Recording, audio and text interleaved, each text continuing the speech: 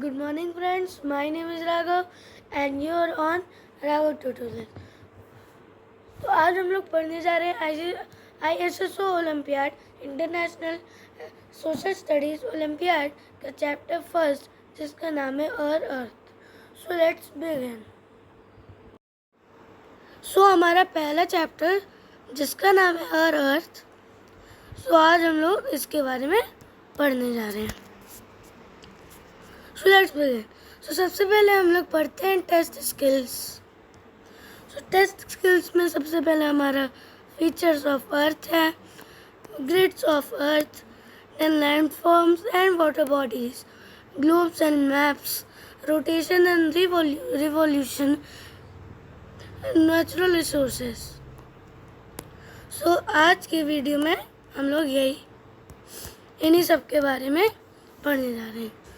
तो जैसे कि मैंने पिछले वीडियो में वो बताया था कि हर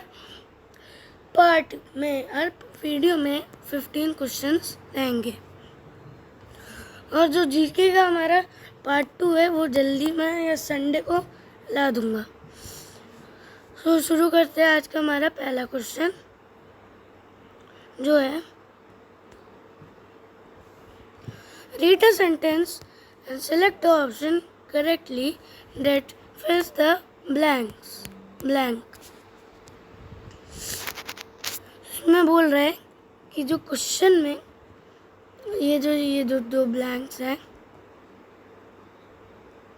ये जो दो ब्लैंक्स हैं इसमें क्या क्या आएगा। मतलब यहाँ पर और ये कॉलम नंबर ए है हमारा, ये कॉलम नंबर 2 है, कॉलम नंबर ए है।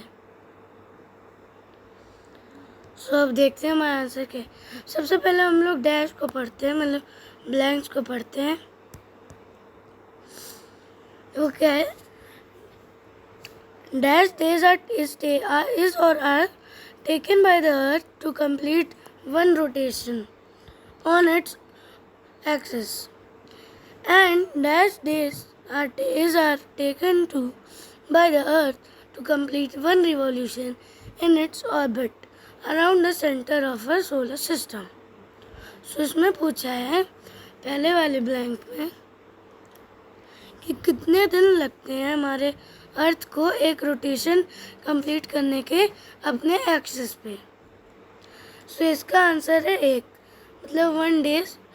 अगर यहाँ पर आवर्स पूछा होता तो हम लोग 24 लिखते, पर इसमें क्या पूछा गया है, डेज। इसमें पूछा गया है डेज। और अगर यहाँ पर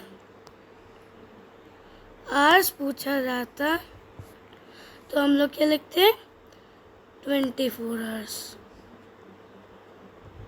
ये लिख नहीं पा रहा हूँ, 24 आवर्स हम लोग लिखते हैं। और यहाँ पे पूछा क्या गया है कि हाउ मैनी डेज, कि कितने डेज लगते हैं हमारे अर्थ को एक रोटेशन कंप्लीट करने के लिए उसके एक्सिस पर। सो इसका आंसर हो जाएगा 1, पहले ब्लैंक का। दूसरा ब्लैंक, डैश डेज आर। अब इसमें दूसरे ब्लैंक में क्या कह रहे हैं कि कितने दिन लगते हैं हमारे अर्थ को एक रिवॉल्यूशन कंप्लीट करने के लिए उसके ऑर्बिट में और पूरे हमारे सोलर सिस्टम के सेंटर में। सो इसका आंसर है 365 and 1/4। इतने डेज हमारे अर्थ को एक रिवॉल्यूशन उसकी ऑर्बिट पे पूरे सोलर सिस्टम में सेंटर के लगाने में चक्कर इतने लगते हैं। तो कितने डेज,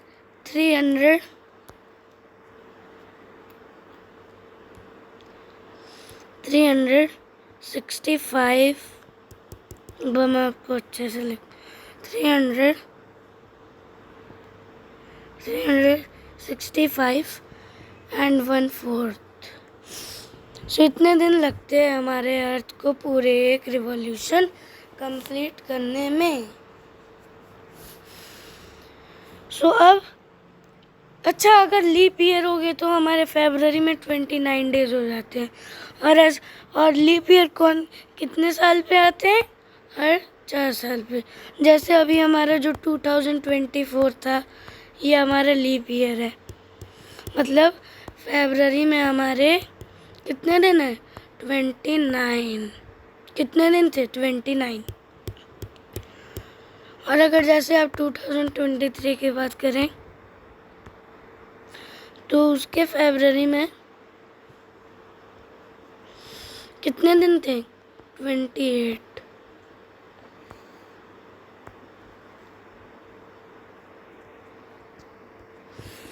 सो इसका आंसर हमारा हो जाएगा option number C. Next question है हमारा, due to tilted axis of the earth at an angle. Due to tilted axis of earth at an angle.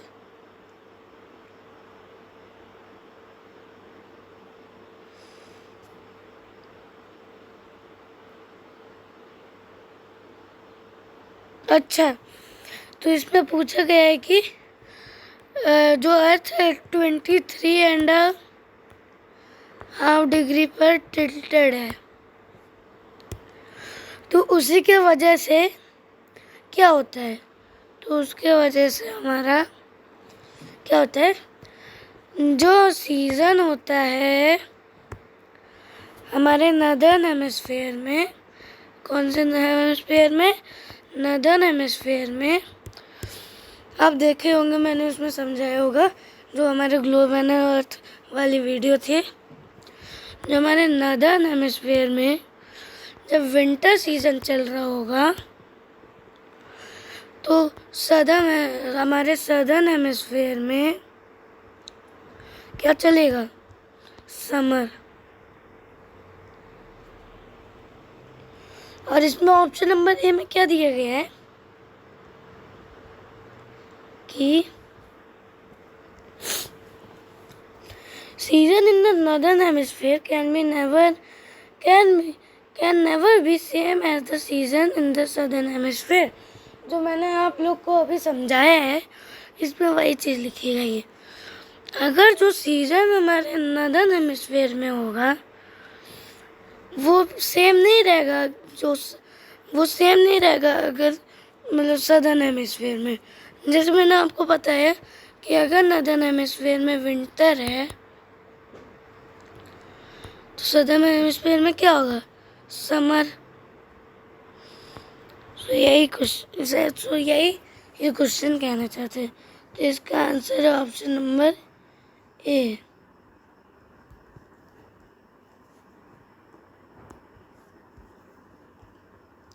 Next question,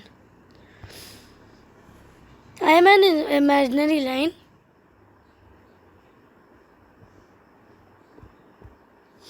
जो हमारा थर्ड क्वेश्चन है वो कह रहा है, मैं एक इमेजिनरी लाइन हूँ। इमेजिनरी लाइन जैसे लैटिट्यूड्स, लॉन्गिट्यूड्स, इक्वेटर, ये सब साइंटिस्ट ने अर्थ को समझने के लिए, स्टडी करने के लिए बनाए हैं इमेजिनरी लाइन से। I am drawn horizontally at the center of the globe. It is marked at 0 latitude. वो जो हमारी इमेजिनरी लाइन है वो हॉरिजॉन्टली ड्रॉन है हमारे अर्थ में, ग्लोब में। जैसे ये हमारा यही है, जिस लाइन की बात हो रही है, ये हमारा अर्थ है।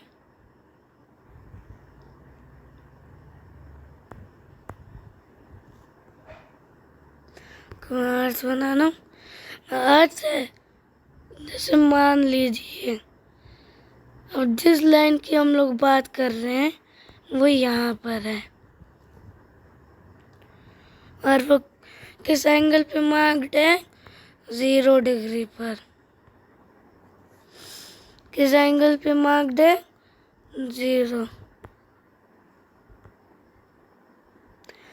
0 डिग्री किस पे? लैटिट्यूड पे। तो अब आप लोग समझ ही गए होंगे हम लोग किसकी बात कर रहे हैं। और वो ग्लोब या अर्थ कुछ भी आप कह सकते हैं। ग्लोब और अर्थ को 2 इक्वल हाफ्स में डिवाइड करता है। जैसे अभी मेरा इक्वल नहीं होगा, पर साइंटिस्ट ने उसको एकदम इक्वल बनाया है। ये हमारा नॉर्दर्न हेमिस्फीयर, ये साउदर्न हेमिस्फीयर। सो इसका आंसर है हमारा इक्वेटर। समझ में आया? अब चलते हैं क्वेश्चन 4 पे।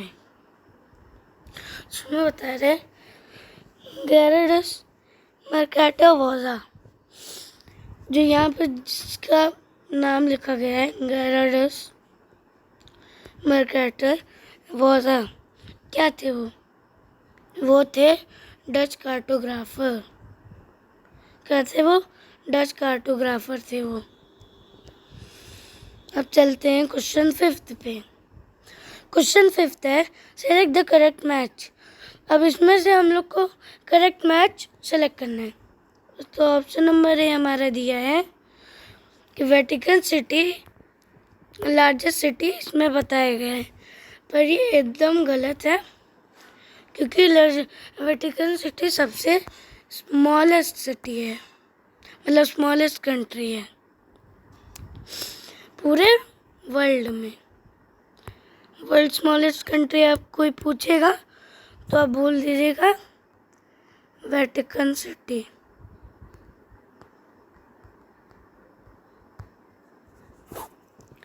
सो अब option number B, number of oceans in the world. Number of oceans in the world इसमें 7 दिया गया है, पर ये गलत है। नंबर ऑफ अगर कॉन्टिनेंट्स इन द वर्ल्ड दिया जाता और यहाँ पर 7 लिखा जाता तो ये एकदम क्या होता, सही होता, पर यहाँ पर सी दिया गया है, मतलब ओशियन, तो ये हमारा गलत हो जाएगा। अब ऑप्शन नंबर सी ग्लोब। अभी हमने पढ़ा था कि ग्लोब हमारा अर्थ का मॉडल है जिसको साइंटिस्ट ने बनाया है, तो ऑप्शन नंबर सी हमारा आंसर है। अब इसमें पूछा गया है कि विच of the following map symbols shows a bridge. इसमें पूछ रहा है कि कौन सा सिंबल इसमें से ब्रिज को इंडिकेट या शो करता है। सो आंसर ए तो गलत है। अब हम लोग बी पे जाते हैं, तो बी भी हमारा गलत ही है,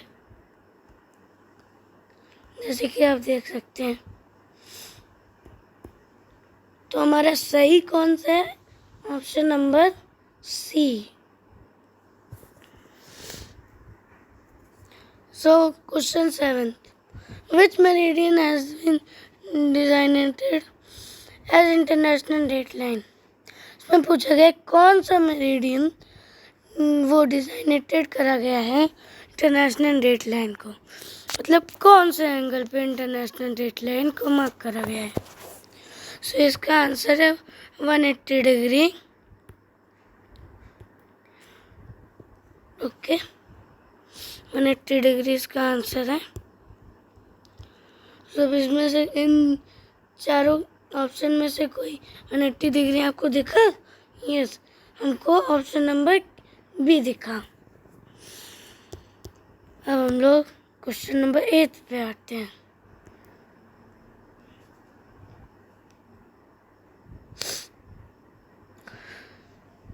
तो इसमें दिया गया है कि refer to the given pie chart. ये आप पाई चार्ट देख लीजिए। सो इसी से ये जो क्वेश्चन इसमें दिया गया है इसी से वो हुआ है। सो इसमें बोला गया which of these pie charts correctly represent the portion of earth covered by water. Note, the shaded portion represent the fraction of earth not covered by water. So इसमें बोला गया है कि ये पाई चार्ट्स को आप देख लीजिए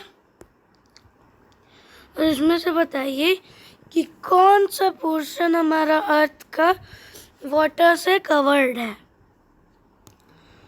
और नोट भी यहाँ दिया गया है कि जो शेडेड पोर्शन है वो रिप्रेजेंट करता है फ्रैक्शन, वो रिप्रेजेंट करता है जो पार्ट हमारा वाटर से कवर्ड नहीं है। तो शेडेड पोर्शन मतलब ये शेडेड पोर्शन ये हमारा क्या है, लैंड है। सो इसका आंसर हमारा ऑप्शन नंबर डी हो जाएगा। Now question number 9. Select the odd one out of basis of type of landform. तो इसका answer option number C. Question number 10 इसमें पूछा गया है कि पेट्रोलियम अर्थ से कौन से फॉर्म में लिया जाता है, refined form, solid form, crude form, frozen form. अगर आपको पता होगा कि हम पेट्रोल को लिक्विड गोल्ड भी कहते हैं। अब लिक्विड गोल्ड क्यों कहते हैं पेट्रोलियम को? लिक्विड गोल्ड हम लोग पेट्रोलियम को इसलिए कहते हैं क्योंकि पेट्रोलियम को निकालने में बहुत मेहनत करनी पड़ती है और बहुत डेंजरस होता है हमारा पेट्रोलियम माइन। और पेट्रोलियम ज़्यादातर कहाँ पाया जाता है? डेजर्ट्स में। और पेट्रोलियम किस फॉर्म में अर्थ से निकाले जाते हैं? क्रूड फॉर्म में। ना क्वेश्चन नंबर 11 इसमें दिया गया है study the given relationship and fill in the blank with the correct option. इसमें पूछा गया है कि स्टडी द गिवन रिलेशनशिप को स्टडी करो और फिल इन द ब्लैंक में करेक्ट ऑप्शन को फिल करो। So Arctic circle dash Tropic of Cancer, इतना ट्रॉपिक ऑफ कैंसर हमारा 23.5 डिग्री नॉर्थ पर है। तो इसमें पूछ रहा है कि आर्कटिक सर्कल कौन से डिग्री पर है। तो आर्कटिक सर्कल हमारा 66.5 डिग्री, मेरी एक क्या हो गया, 66.5 डिग्री नॉर्थ पे। सो इसका आंसर हो जाएगा ऑप्शन ए। मार्क कर लीजिए। Now question number 12। Question number 12 में कहा जा रहा है कि select the correct statement regarding the given picture. इसमें बोल रहा है जो ये वाली पिक्चर दी है इसमें ये जो इतने ऑप्शंस दिए हैं इसमें चूज करना है कौन सा ऑप्शन इसके बारे में सही इंफॉर्मेशन दे रहा है। सो इसका आंसर होगा ऑप्शन नंबर बी। अब कैसे? सो ये हमारा सोलर पैनल के पिक्चर, और सोलर पैनल क्या करता है, सन से सनरेज लेता है और उसको इलेक्ट्रिसिटी में कन्वर्ट कर देता है। इसका आंसर आया option number B. Now question number 13. Dash is an inexhaustible source of energy. जो इन चारों ऑप्शन में से कोई ऑप्शन होगा जो इनएग्जॉस्टेबल सोर्स है किसका? एनर्जी का। सो सबसे पहला सन और कोल या पेट्रोलियम। तो सन रेज से भी तो एनर्जी आती है जो सोलर पैनल हमारा करता है काम। इसका आंसर है ऑप्शन नंबर ए। नाउ सेकंड लास्ट क्वेश्चन आज का। The prime meridian passes through. Prime meridian कहाँ से पास करता है? तो अभी हमने पढ़ा था जो प्राइम मेरिडियन है हमारा वो इंटरनेशनल डेट लाइन, मतलब ये जो 180 डिग्री है ये प्राइम मेरिडियन ही है, और ये भी हमारे अर्थ को 2 इक्वल हाफ्स में डिवाइड करता है। क्योंकि देखिए, दो मैं अर्थ बना रहा हूँ, ये हमारा अर्थ नंबर 1 और 2। अब इसमें हमारे इक्वेटर है जो कि दो को अर्थ को हमारे इक्वल हाफ्स में डिवाइड कर रहा है। सो अब जो अर्थ नंबर 2 है उसमें 180 डिग्री, मतलब ये इंटरनेशनल डेट लाइन, क्योंकि ये भी तो बीच से पास कर रहा है और ये भी तो वो अर्थ को 2 इक्वल हाफ्स में डिवाइड कर रहा है। जैसे ये हमारा हो गया वेस्ट और ये ईस्ट, ठीक है। सो अब उसका आंसर होगा option number C, Greenwich. Last question आज का है, which of the following statement is incorrect about the earth. इसमें पूछा गया है कि कौन सा स्टेटमेंट इसमें इनकरेक्ट दिया है अर्थ के बारे में। So option number A, it consists of 7 continents. So ये तो एकदम सही बात है। अब हमको क्या निकालना है, इनकरेक्ट स्टेटमेंट। सो अभी कौन सा क्वेश्चन था हमारा, शायद से पीछे था, नहीं शायद से इधर ही था। एक क्वेश्चन था ना हमारा, ये उसी के रिलेटेड था। ये क्वेश्चन नंबर 5, इसमें क्या दिया गया है कि नंबर ऑफ ओशियंस हमारे वर्ल्ड में कितने हैं, 7। इसमें 7 दिया गया है। पर मैंने क्या बताया था कि हमारे कॉन्टिनेंट्स, अगर यहाँ पर कॉन्टिनेंट्स होता तो ये एकदम सही होता। यहाँ पर जो हमारा सही आंसर है, यहाँ पर कुछ और लिखा रहता, ग्लोब जैसे लिख देता, मॉडल ऑफ मार्स, मेरे हिसाब से। बस ठीक है, अब हम लोग अपने लास्ट क्वेश्चन पे आते हैं। So about 30% of its surface is covered with water. So ये एकदम गलत है। वैसे हम लोग दूसरे कुछ ऑप्शन भी पढ़ लेते हैं, जैसे it has 1 natural satellite called moon. Yes, moon हमारा नेचुरल सैटेलाइट है। अगर यहाँ पर आर्टिफिशियल सैटेलाइट दिया होता कॉल्ड मून तो ये हमारा करेक्ट आंसर होता। It is the only planet that supports life. Yes, ये एक इकलौता प्लैनेट है जो लाइफ को सपोर्ट करता है। तो इसका आंसर होगा ऑप्शन नंबर बी। तो मैं आपको अब मिलता हूँ आउटरो में। सो गाइस, आज की वीडियो आपको कैसी लगी? अगर अच्छी लगी तो लाइक करिएगा, और अगर चैनल पे नहीं हो तो सब्सक्राइब करिएगा, और बहुत अच्छी लगी तो शेयर करिएगा और अपने रिलेटिव्स को, अरे उनके लिए यूज़फुल है, और कमेंट भी करिएगा। तो जो आज की मैंने बुक यूज़ करी है आपको पढ़ाने के लिए, वो है मेरी ISSO international social studies olympiad workbook है, SOF international social studies olympiad, और ये MTG की है 2024-25 की। और मैं आपको ये वर्कबुक्स किस लिए यूज़ कर रहा हूँ, क्योंकि जब मैं 4th में था तो मैं GK में ओलंपियाड में मैंने पार्ट लिया था, तो मैंने वर्कबुक खरीदी थी। तो इनमें से भी पेपर में क्वेश्चंस आते हैं, और मैं आपको जल्दी ही बता दूंगा कि हमारा ISSO ओलंपियाड कब होगा। So thanks for watching, bye bye.